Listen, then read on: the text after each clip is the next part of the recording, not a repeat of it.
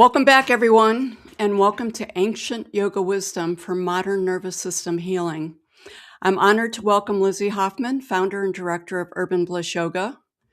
Lizzy's relationship with yoga began long before it really was mainstream. She was introduced to this ancient science by her mother in the late 1960s. I love it. Learning yoga as a lived philosophy, really rooted in presence, nonviolence, and a conscious relationship with the body. Her work invites us back to yoga, not as performance or achievement, but as deeply regulating, restorative practice, one that supports safety, awareness, and embodied healing, both on and off the mat. Welcome to the summit, Lizzy. I'm so excited. Thank you so much for having me. Yes, it's great to meet you. I've heard a lot about you, so it's a pleasure to actually meet you in pseudo person, I guess we would say. Yeah, wonderful, wonderful. Yeah. So, Lizzy, long before neuroscience had language for it, ancient practices like yoga understood that connection between body and mind. What do you think we've forgotten about that relationship in this modern movement culture? I think that that question is a beautiful question, and I've written a little notes about it because it's super important to have that conversation. It's a necessary conversation because I think that what the modern movement culture has really forgotten or largely forgotten is the word relationship. It's relationship to the body itself, relationship to your environment, relationship to everything around you. Like our ancient wisdom or the ancient practices, we're not separate. We're whole within this whole grand structure, right? There's nothing that separates us from anything. We are all that one thing. And so in these modern practices, I think that the relationship itself, like the body as an object to optimize and to fix or to burn out or to display, right? It, in in our practices, we look at it as a living, sensing intelligence that's in constant dialogue with the mind, the body, the breath, and your environment.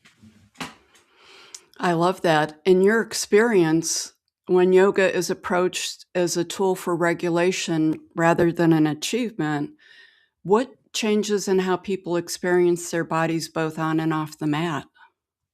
Well, when we look at yoga as a regulating tool, right, and it's um, the body shifts from being something to work on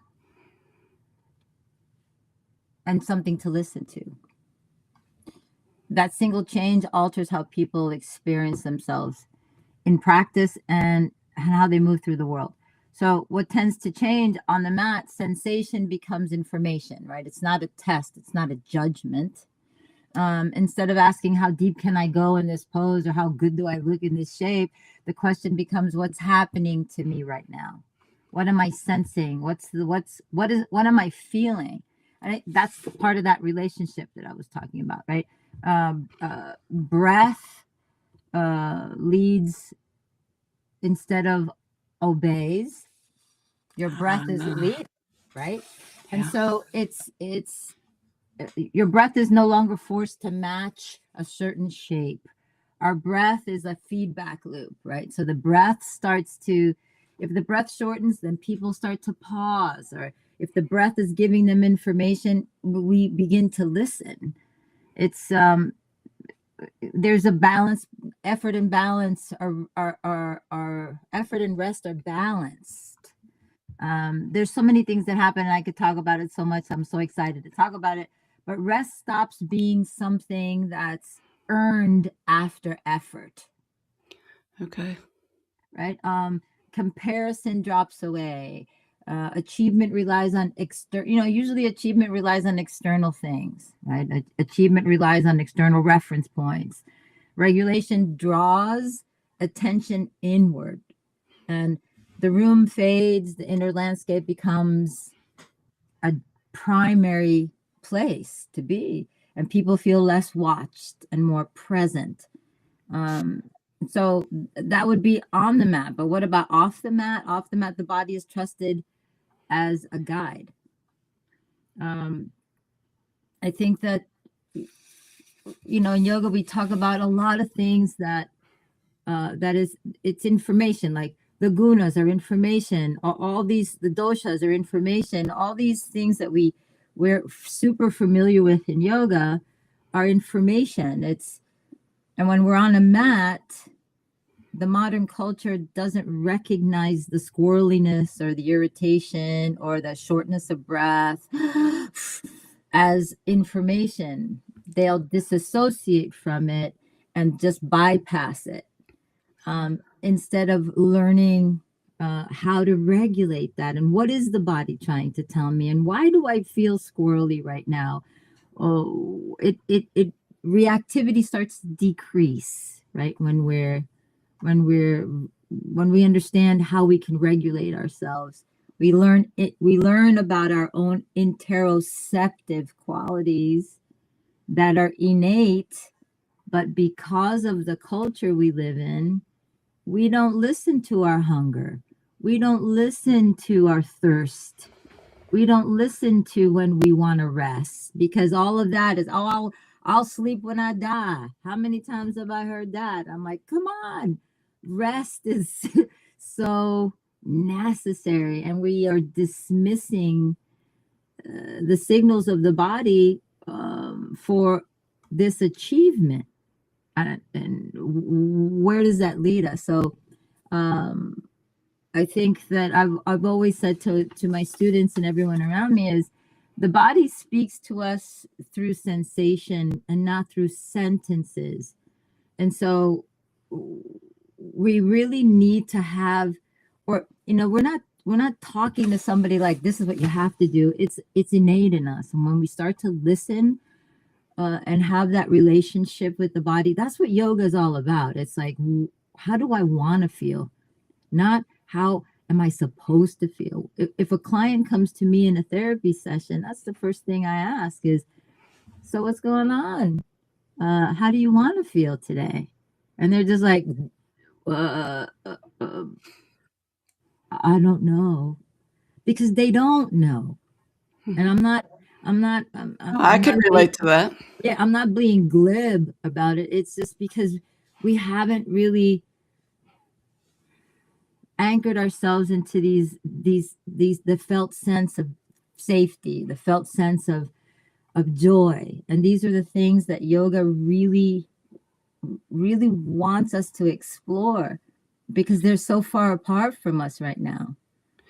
I agree. And I'm actually that person that you just described. So to build on that a little bit, for people who are used to that fitness-based yoga, what feels most different when they experience a trauma-aware yoga for the first time?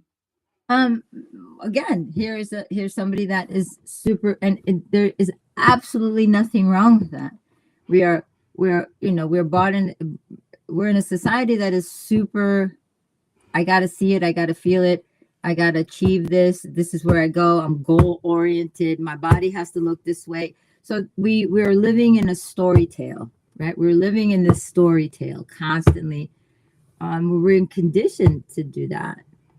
But when somebody, and I love fitness, I work out every day, I do, but I approach it in a little bit different way. It's when somebody comes from a super fitness yoga based practice, and somebody is like me is going to teach them something like a trauma informed practice, they're kind of disoriented, because people are like, okay, why isn't she telling me what to do? how come she's not telling me where I should feel it? Or how come why isn't she telling me it's disorienting to somebody like that, to an individual that is used to being told what to do. And in a trauma lens, or in a yoga therapeutic lens, I'm inviting you to feel something, because I have no idea what you're going to feel in that shape.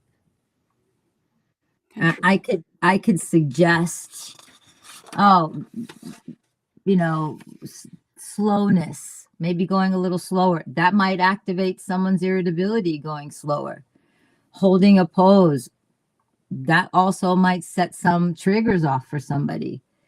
It's not fast enough for me. Well, why can't we slow down a little bit? Is there a reason why we can't? And all of that, it brings up so much more of, I want to do more. I want to hit it harder. I want that no pain, no gain idea. And so it's kind of like, not only is it disorienting, but it's a conflict with a belief system. Okay. And it's surprisingly uncomfortable for some people, you know?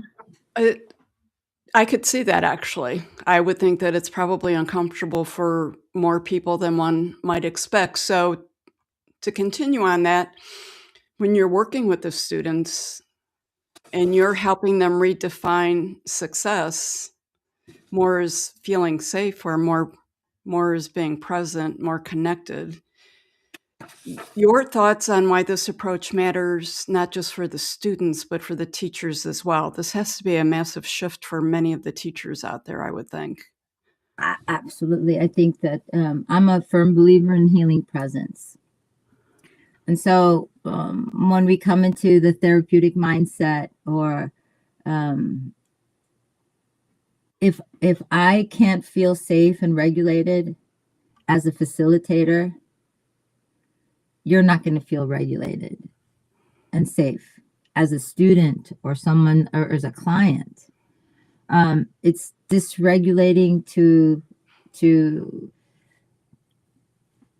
it could be dysregulating for a teacher that has learned how to give super dogmatic directives, as in, and I grew up like that. I was, my teachers were super dogmatic with us. It was like, you have to put this right foot forward, and this is how it is, and your leg goes over your head.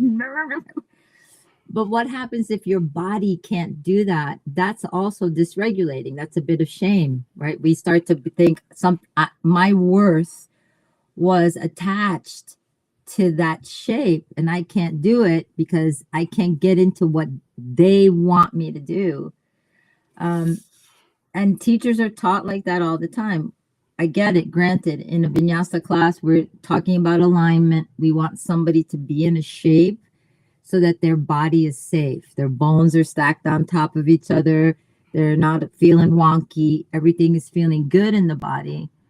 But that teacher might want to start to offer some more directives, such as, if it feels comfortable for you, maybe bring your left hip a little bit further forward. If it feels comfortable for you, how does it feel? How would your hips feel to be comfortable and at ease right now in this shape? Or how can we make our shoulders a little bit more at ease, instead of demanding something from someone? That could be very triggering for someone who has traumatic responses. So it's just the delivery, how can we talk to teachers nowadays about changing, or maybe not even changing, but adding something else to their delivery. All trauma-based practices are going to give you choice. And because all trauma begins from lack of choice, because that person didn't have the choice to either defend themselves or to speak up, or whatever that situation was.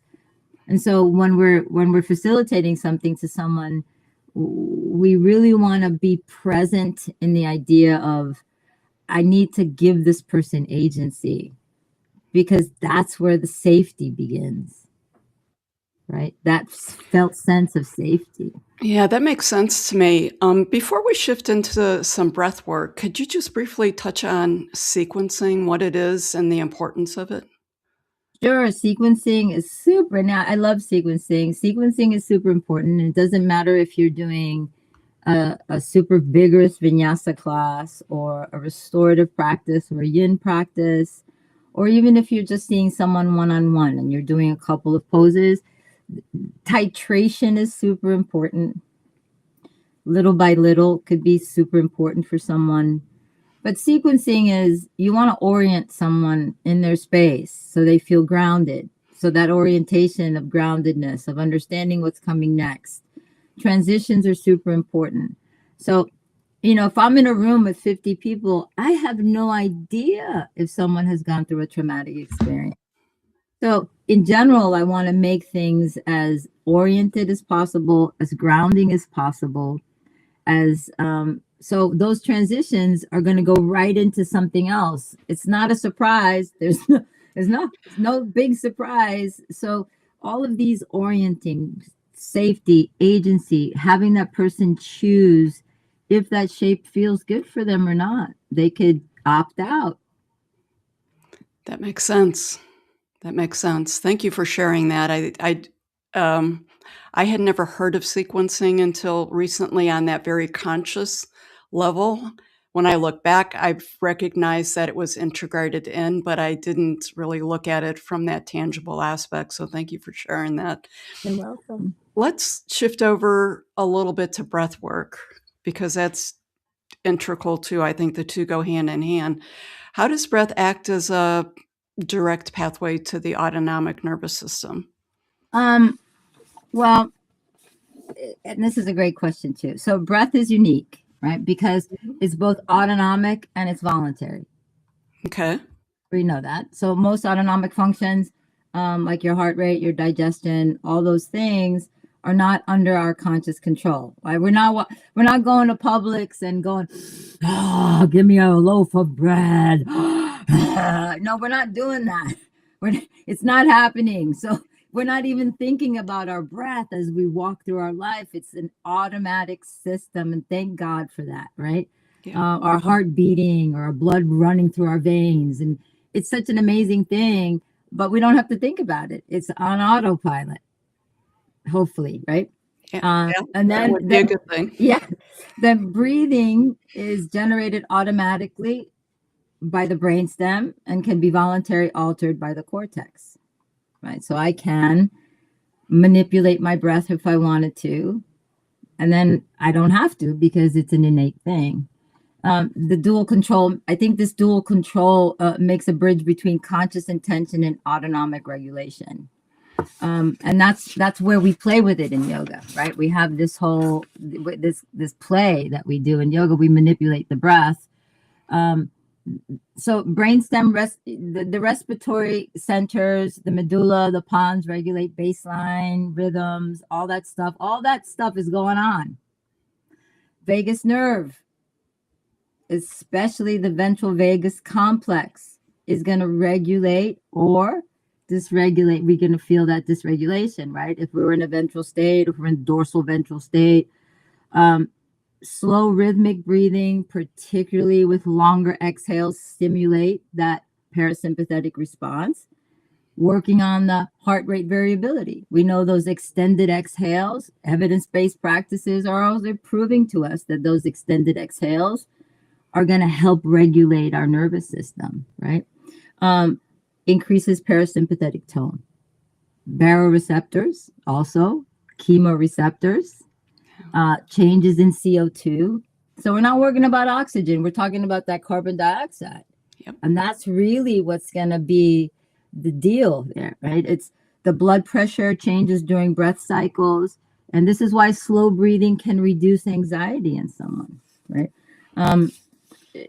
Our breath, there's interceptive pathways. Our breath awareness enhances interoception. And we know that. We can feel that.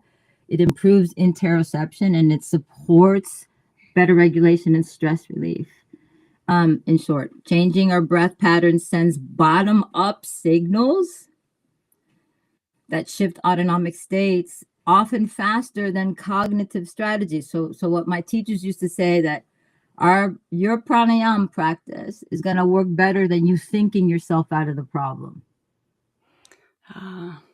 That's important.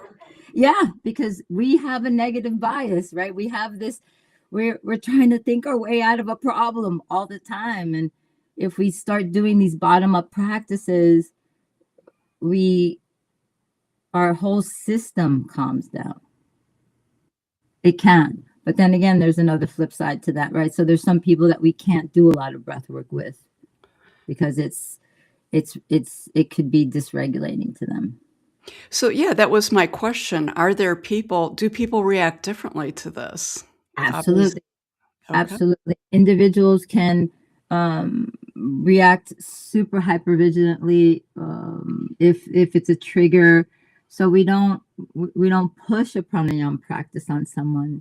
We don't. It's not the recipe for everybody, right? And so a short bastrika breath or something that's forceful could actually make them a little bit too aroused. So there's state changes that we might want to use, and there's state changes that we might just want to have that person sit and do a somatic exercise instead. Well, that makes actually, when you said that, that makes a lot of sense to me, where I could see where that could go either way. Would you be open to do a little breath exercise with the audience out there? Sure, sure. I think I had one. I want to think about so remember, the breath practice is optional. So I always would say to somebody, if that's Willow. Hey, Willow. Sorry. A regulation can happen without manipulating. So I always have, if someone's open to having a breath exercise, I'll have someone sit at the tip of the chair with their feet grounded into the floor. I don't like, and this is not only a personal preference, but I won't hold someone's breath. I have no idea what would happen unless you're safe and regulated. I won't do retention breath. I won't do box breathing. I won't do any of those breaths because that could be dysregulating to somebody. Okay. And I would have someone sit at the tip of the chair and place their feet firmly on the ground, maybe palms on their thighs, and just start to notice the inhales and the exhales without trying to change it at all. And feeling, trying to have this felt sense of groundedness, hands on body is a little safety, and just notice the inhales and exhales. And I would also suggest after a couple of breaths in, if they could notice if there's a pause at the exhale and what happens in that pause, but just continue breath. So it's an observation of breath, the witnessing of your breath without trying to manipulate it at all. That witnessing of breath is actually, for me, one of the most powerful breathing practices in the beginning, because it's agency. I'm trying to give you agency and trying to just observe and be the witness of what your breath feels like in your form. What does it feel like? Where does it go? Does it have a color associated with it? Does it have a texture? Does it stop anywhere? And how does it make you feel?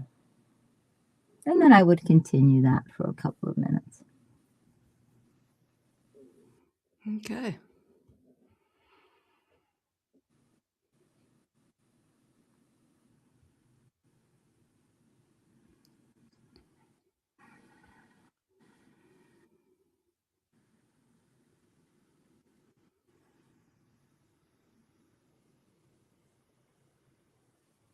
And I think that is important distinction to make, that always awareness before control, and noticing always perceives changing anything that's going on with you at the moment, because yoga deals with the present moment. It doesn't deal with the past or the future. It's just dealing with what's here now and just looking at it for what it is, and finding love and compassion for that, whatever it is.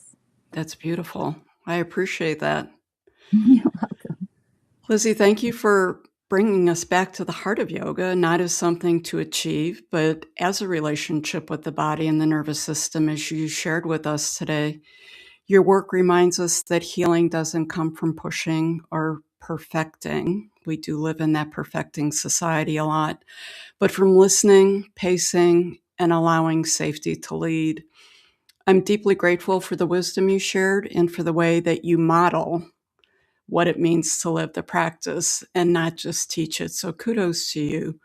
To Yeah. learn more about Lizzy and her work and Urban Bliss Yoga, you can go to her website, urbanbliss.com. Thanks again, Lizzy. Thank you so much for having me.